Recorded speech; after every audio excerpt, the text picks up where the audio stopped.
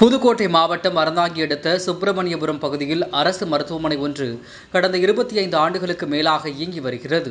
திமுக அரசு ஆட்சி பொறுப்பேற்ற பிறகு இந்த அரசு மருத்துவமனைக்கு எந்தவித அடிப்படை வசதிகளையும் ஏற்படுத்தி தராமல் அரசு மருத்துவமனை என்று இருந்த பெயரை கலைஞர் கருணாநிதி அரசு மருத்துவமனை என்று பெயர் மாற்றம் செய்த சம்பவம் அப்பகுதியில் பெரும் சர்ச்சையை ஏற்படுத்தியது. இந்த நிலையில் திமுக அரசின் மின்சாரத்துறையின் அறிவிக்கப்படாத மின்வெட்டால் மருத்துவமனை முழுவதும் இருளில் மூழ்கியது. இதனால் டார்ச் லைட் வெளிச்சத்தில் அரசு மருத்துவமனை செவிலியர்கள் நோயாளிகளுக்கு சிகிச்சை அளிக்கும் அவல நிலை ஏற்பட்டது. இதற்கு விரைந்து உரிய நடவடிக்கை எடுக்க வேண்டுமென நோயாளிகள் மற்றும் அவரது உறவினர்கள் கோரிக்கை விடுத்துள்ளனர்.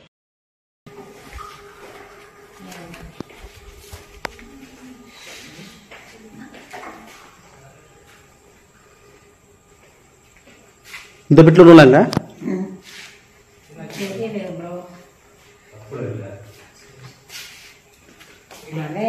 எல்லாம் ஓடிடுச்சு. ஏதாவது வெளியில உட்காந்து பாருங்க. இந்த வீட்டுக்குள்ள எப்படி உட்காந்து ஒரு பெட்டு எல்லாம் வெளியில உட்காந்து பாக்கலாம். எவ்வளவு ஆச்சு கரண்ட் போய்? கரண்ட் போய் ஒரு மணி நேரத்துக்கு மேல ஆயிடுச்சு. கரண்ட் போய் 1 மணி நேரம். அதுக்கு மேல ஓன சென்ட்ரல் ஏதோ நமக்கு கரண்ட் ஓடிக்கிட்டு இருந்துச்சான். நான் வரல இல்லையா? சொல்லுங்க அப்படிதான் சொல்லணும்.